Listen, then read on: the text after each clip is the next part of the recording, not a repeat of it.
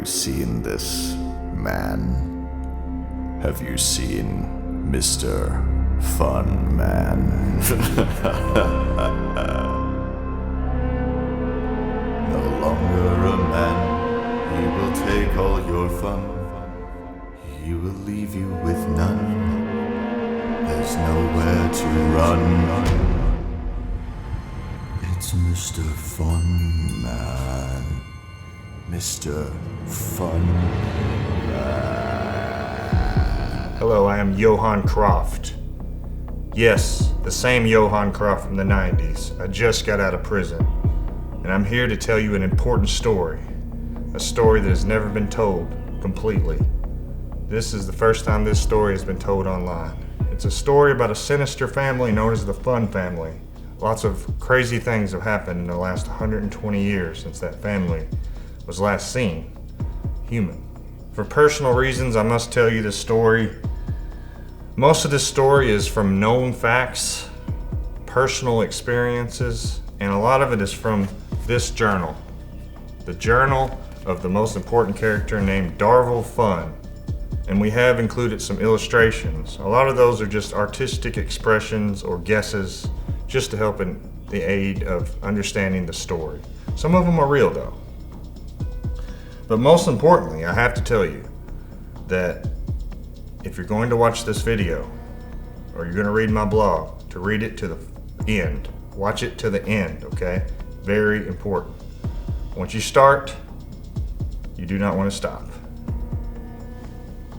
So no turning back, let's tell the story. Okay, this story starts in the late 1800s in the United States. It is near a area near Mammoth Cave. A young boy named Darvel was born. His mother was Tinsel.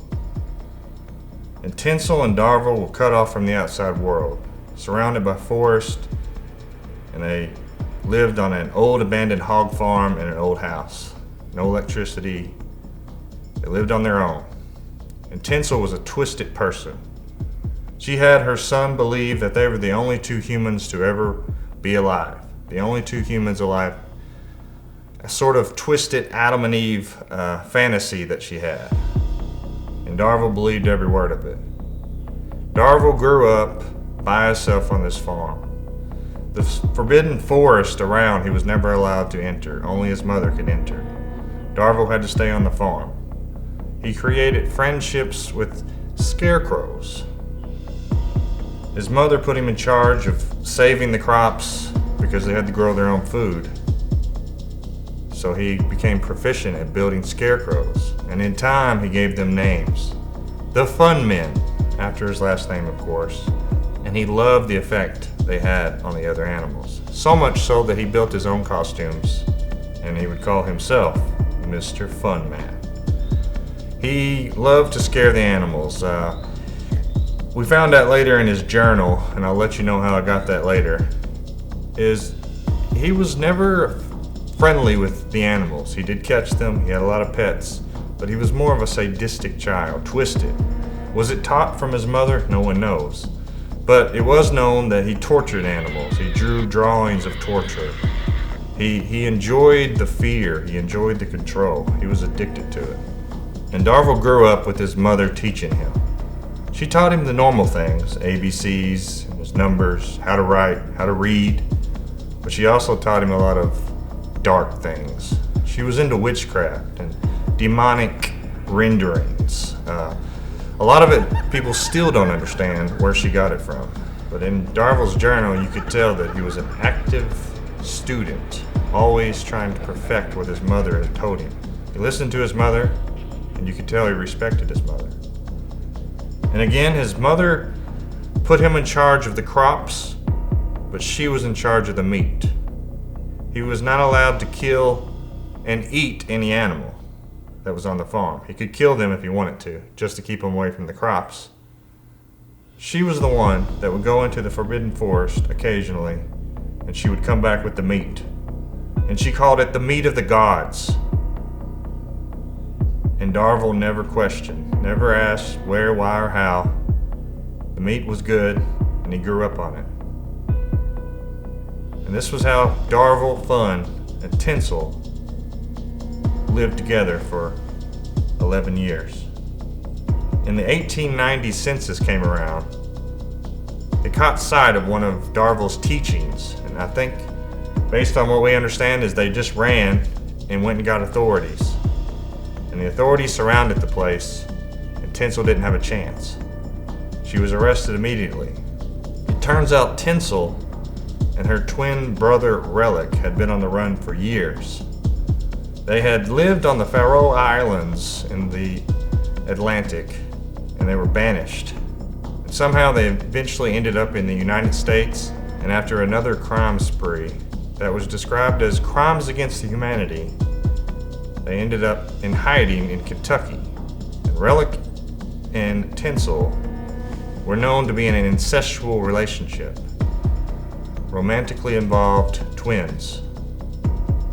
But the authorities told Darville that he most likely was not Tinsel's son. That the family that owned the house that they were living in, the property that they had been staying on, was the Puckett family, Mr. and Mrs. Puckett. The last time they had been seen, they were expecting a child. And that child, if born, would have been the same age as Darville.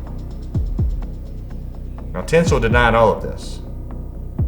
The only thing that she said was that Relic, her twin brother and lover, had died the day Darville was born. And she said no more. And the authorities looked around the property, including the Forbidden Forest, and they found many human bodies. Some adults, some children, some fresh, some old. No doubt the meat of the gods. No doubt the answer to the many missing person cases in the area. Tinsel had fed her son human flesh until he was 11 years old. And they took her off, they arrested her. And she turned to Darville and said, "Always remember, never forget." A common saying between her and him growing up. He knew what she meant, the teachings, who he was. And they took Darville and they put him into a mental institution to try to rehab him a little bit. He was described as disturbed, sadistic. He could not handle groups, only one-on-one, or he would close down. The doctor said that he would have a hard time in society, but eventually they had to admit him or move him to the orphanages. And that was where Darville stayed for many years. Again, he scared all the other kids. He scared the staff. He could not handle groups. He could barely handle one-on-one. And the only thing that he found pleasure in was crafting, sewing. And they taught him many things to keep him busy. And that's how he passed the years. He never got close to being adopted. He never had a friend. He only crafted until the age of majority, which back then was 21, when he was allowed to be out on his own. And they sent him home. And although he never accepted it, he had been given the Puckett name, the family that had owned the house and property. So he returned to his home. But for 10 years he was in this orphanage. And the only thing, according to his journal, he had on his mind was revenge. So he immediately went and fixed all of his Funn Men, all of the scarecrow. And with his newfound knowledge, sewing skills, and some stolen materials that he had taken, he built his finest scarecrow outfit ever. And he only had one plan, a one-way trip to the town, to the local town, to let them know that he was Darville Funn. And he was going to be dressed as Mister Funn Man, to let them know. In Darville's absence, the town had actually gotten a name. While debating the name, not long after Darville had left, a rogue pig came through town, and the locals decided to call the name Pig Kentucky. And Darville could only assume that this was one of his pigs that they had released. And for that, He considered the town his to own. So he began to prepare. He prepared the Mister Funn Man suit to the best of his abilities. But then there was a knock at the door. It was the police. There had been a murder that night, the day he got home. And of course he was a suspect. Given his alibi, they left him alone.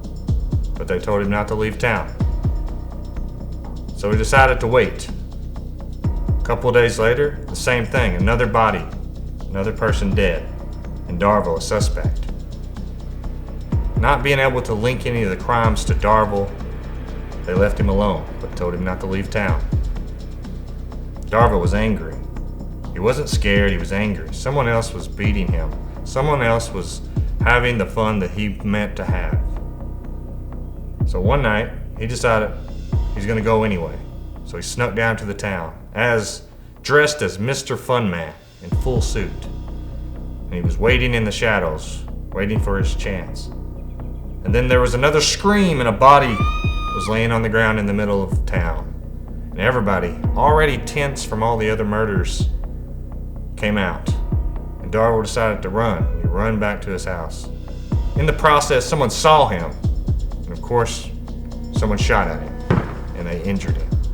The bullet lodged into his side, causing a blood trail. And that blood trail led straight back to Darville's property. Everyone watched and everyone knew who it was. And they all had one thing in mind: revenge. A huge mob got together, ready to go up there and get rid of this fun boy. The authorities tried to stop them, but there was no use. They were coming. And Darville ran and ran and ran, and he heard them coming. He knew. He knew that it looked like he was the one guilty. And he knew that he had just a little bit of time. It was either the mob or the bullet lodged in his side that would kill him. So to hide, he ran out into the cornfield, climbed up on a post, and hung as a scarecrow. Mister Funn Man would scare one last time. He hoped that he would survive the night, long enough so that his innocence could be proven. But he did not survive the night. He died there. And it took until the next morning before the town was able to find him. Confirming his death, they left him there. They left his body there to rot for months. And after a while, in disgust, the town decided, let's cut this scarecrow down and get rid of him. So they chopped it down at the legs. And disrespectfully, they took the scarecrow and threw him into a pit of dead animals, a pit of discarded waste. That was going to be the end of Darville fun in that town. But then somehow Tinsel, his mother, who was in prison, found out. And somehow, unexplainably, she was able to quickly escape. And no one knew where she went. No one assumed that she would go straight back to that home. And it wasn't until the fire was heard that people began to realize that she was there. Standing on top of the house, screaming out spells and obscenities, holding Darville's journal in her hand. And the townspeople rose up, gathered around the house as it burned, the fires keeping them back. And she was reciting old spells when they got there. And when they all arrived, she turned to them and addressed them. She told them that she had went to Darville's final place, the dead pit, and she had raised him from the dead the best she could. The very best she could. And with that newfound state of his, she referred to him as only Mister Funn Man. She said that he would walk amongst them in the shadows. And she read off his final warning in her own words. Remember, from the shadows he sees. Alone, and memory will be his keys. Take from you what was took from he. Only sin will set you free. Remember. And after she read the words, she held out her hand, threw the book, and her body burned. And it was found out later that the spell that she had used to raise Darvel from the dead had required a living, willing human sacrifice, and that was her. Now, she didn't bring Darvel back to life, per se. She brought him back to the human realm, but no one believed her, of course. That was until more murders started happening. But this time, the people that did them were immediately caught. They were very clumsy about it. They all bizarrely reported a loss of control, a loss of memory, and they all blamed Darvel. They all blamed Mister Funn Man. They couldn't explain why. No one believed the guilty. They realized that Darvel was actually innocent, and in guilt, the town went to try to find his remains. But of course, there were no remains. They could only assume that the animals that Darvel had spent his life scaring away and torturing had gotten the last laugh. But they did find his legs. Both of his legs were still below his last stand, so there was a ceremony held, and Darvel's legs were buried. Few people showed up and fewer words were spoken. And this would be the end of the Funn family in Pig, Kentucky. But legend has it they were completely wrong.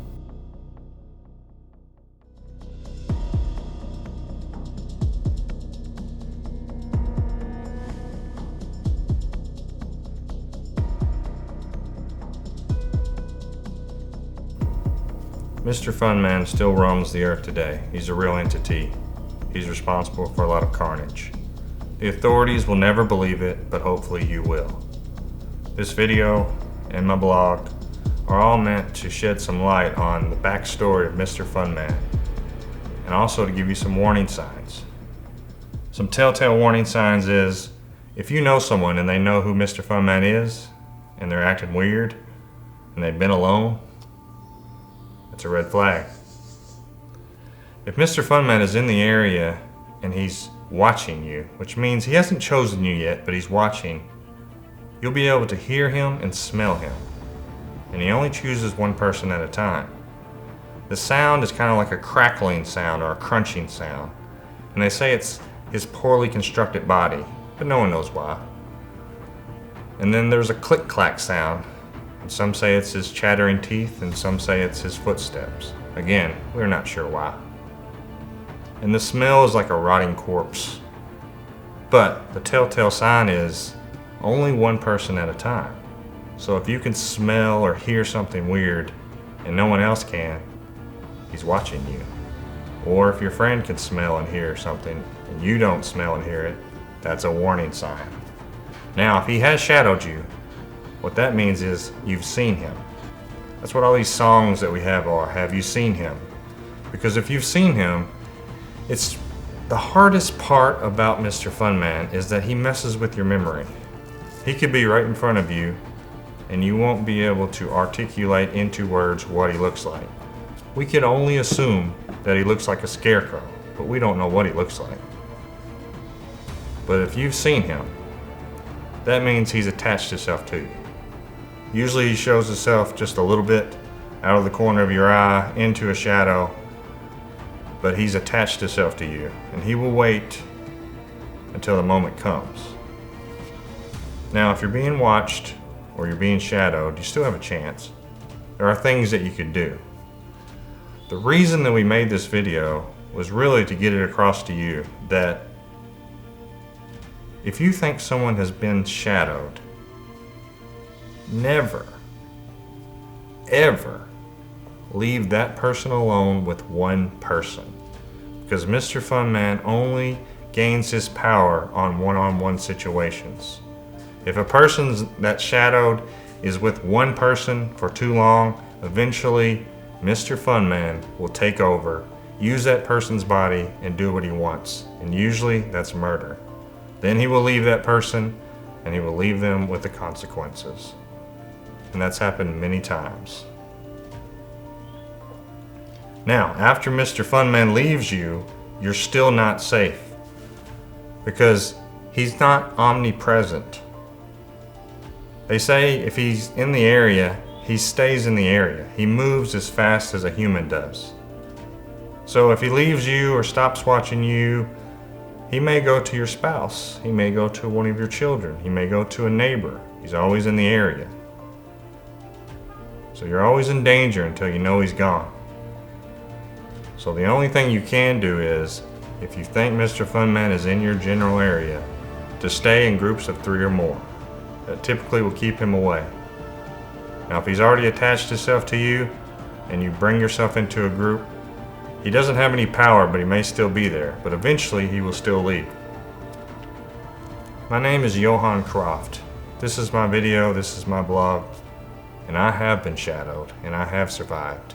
Please take my advice. Thank you for watching.